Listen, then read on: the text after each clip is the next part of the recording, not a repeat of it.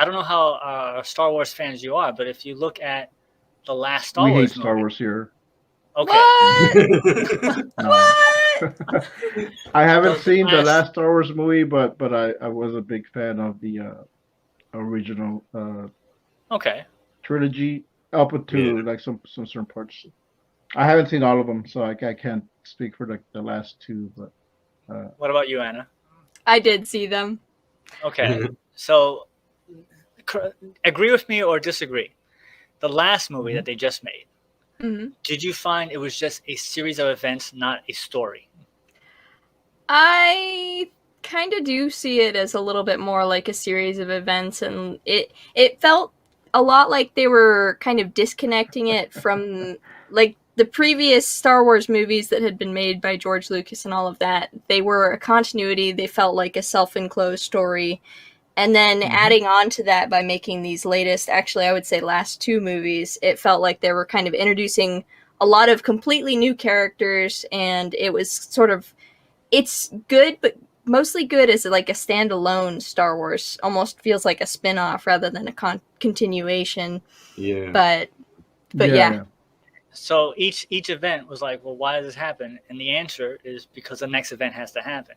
Like if Yeah. you yeah, so there's not. Mm-hmm. So I yeah, think it hurts when you have a situation when you're constantly questioning things and you don't get an answer beyond so the movie can happen, or Mm-hmm. like it's really frustrating when you watch something like that. So, well, why did they do that? Because that way then the bad yeah, guys yeah. won't win, or that kind of thing. So I kind Yeah. of went overboard with why certain things happen in the movie, even in the comic. Even one of the things that I had an argument with, one of the times we were going to try, I was working with a publisher to try to get it done. Their editor was like, why is the person in a coma for 3 months? Like, why did you have him in 3 months? It should be 2 months or 1 month. And I was like, well, because she needs to be out for a certain amount of time. And we establish that when she gets back, one of her gut The is that suspense. she wasn't paying for rent. And Oh, if did people know, you don't get eviction process starts for 3 months, so it has to be 3 months. You froze a little bit. Oh, so yeah. you missed my big We missed a revelation. key detail. We, The So suspense. we so got that. the So she was in her coma for 3 months, and it has to be 3 months because that's when the eviction process kicks in. right. So in the story, So when she comes back, we needed time for her to try to get evicted for fortune to go along her way, and then we needed time for the bad guys to get to the planet Earth. So I hmm had to make space, and so I was like, well, if it's space, then it's because of the eviction, and because of the eviction, it's because of 3 months. That's why it has to be 3 months. It can't be 2 months, it can't be 4 months. It has to be 3 months, or else she won't have a yeah, home to go to if it's 4 months. Or if it's 2 months, then it's not enough time. So those are little small things, which nobody would know, yeah, which yeah. nobody would even pay attention to. But the editor was like, it should be less time for her to getting out of the hospital. And I was like, no. And that was why. So stuff like that. The book is done. We have the Mm-hmm. pages. The story is written. That's right there.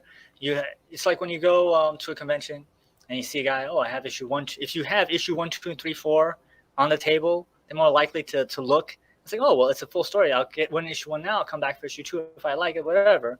But if you see he only has issue 1, like I'm still working on issue 2. Maybe in 2 or 3 hmm years I'll have it. You don't want to even care for issue 1. Yeah.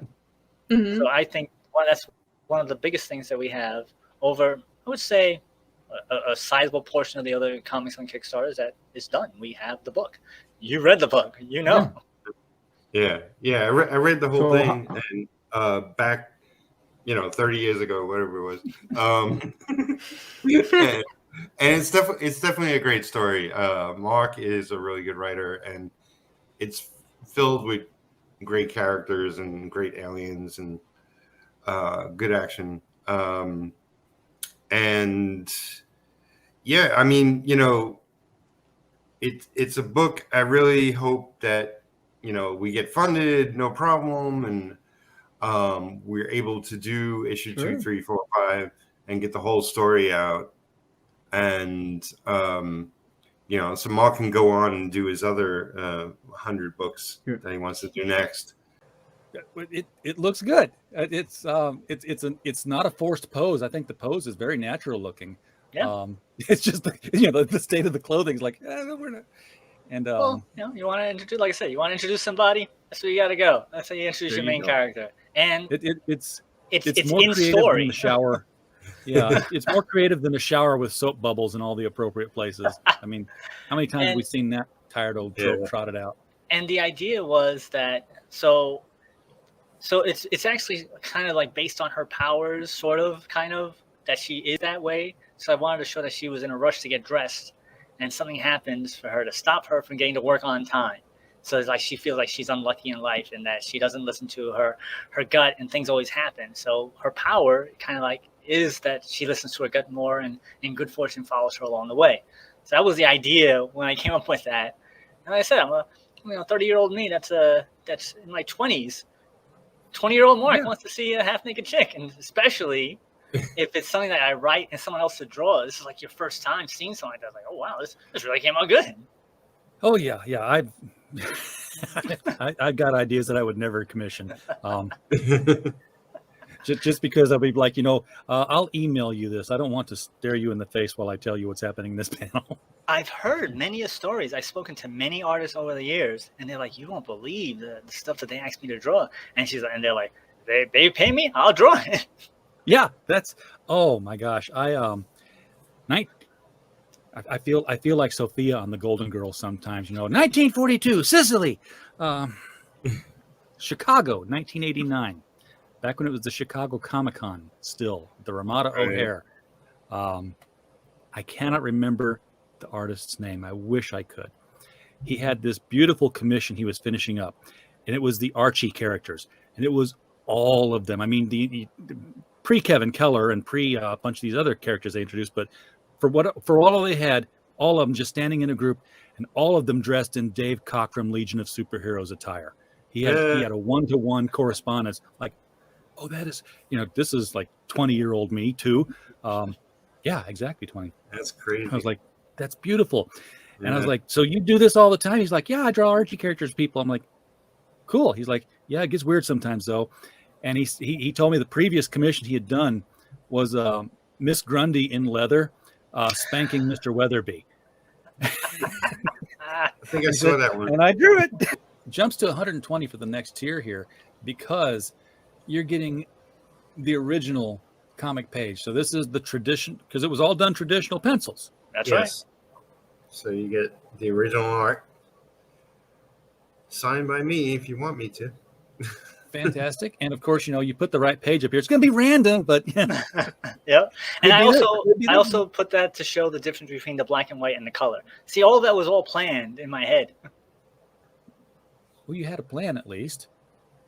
It's more than a lot of Kickstarter. You planned your Kickstarter. I can tell by the design and the layout, because I've seen Kickstarters and Indiegogos where it's like the section still has the default text that you get when you sign up. So I don't know what to put there. Just leave it alone. Well, I want to give credit to Abby Gabato. She's my graphic designer. She designed all this. Like, without her, I could not have done it. She did an amazing job. Okay, question number 2. What do you like better, the left or right butt cheek? Not of this image, just in general. Which one do you go for? The right? Is that correct? I don't know. Personal preference. I would go right because I'm right. right-handed.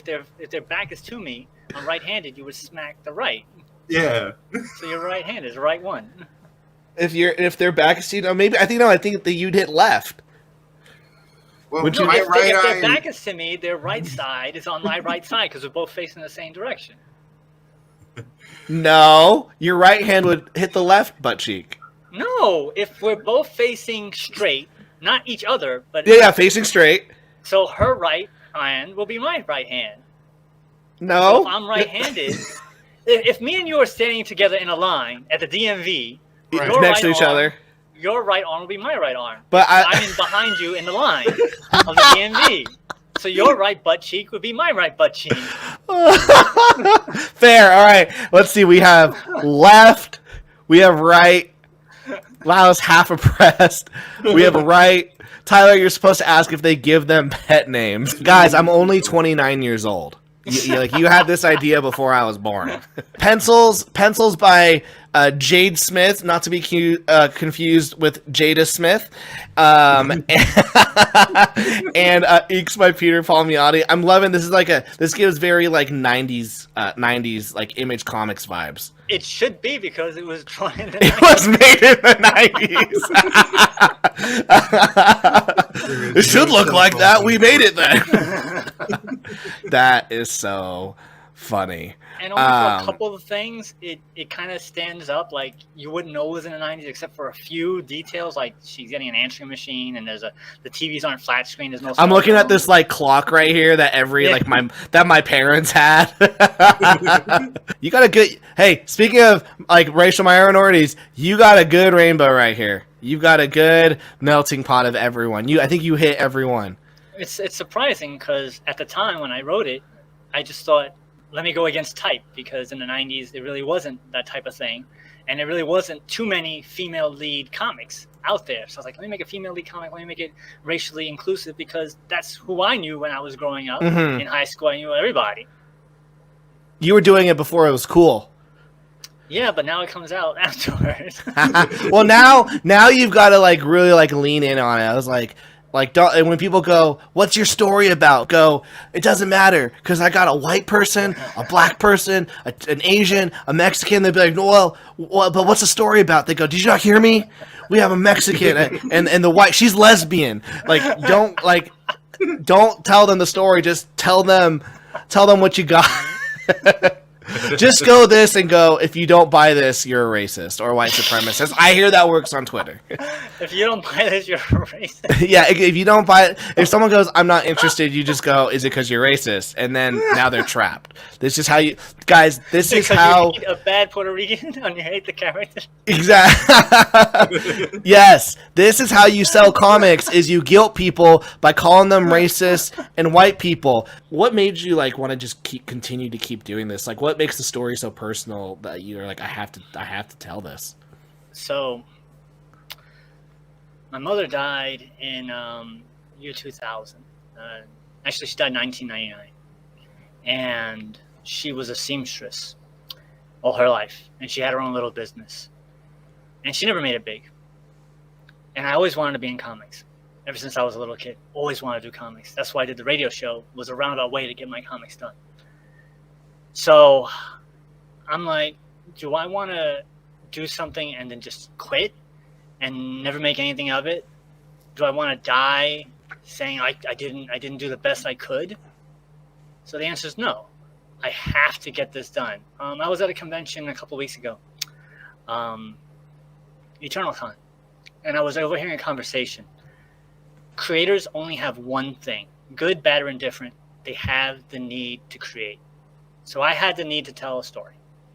This story was born out of necessity originally, because like I said, I had all these other different characters and ideas, and I wanted to get my foot in the door, and so you had to give something to just let it go. But now this has become a passion project, because 30 years, you step back, you're like, wow, it's 30 years. And then the fact that I went back to how to read it, because before we started to do the Kickstarter, I was like, let me read it, make sure it still holds up. And I read it, and it does. And that made me feel good. It's like, wow, I did a really good project. Everybody who's read the script has said, it's pretty darn good. And any questions they ever brought up to me, I was able to answer. And that's important, because I'm very picky about content I'm taking in. It's like, why did they do this? Why did they do that? Why did this happen?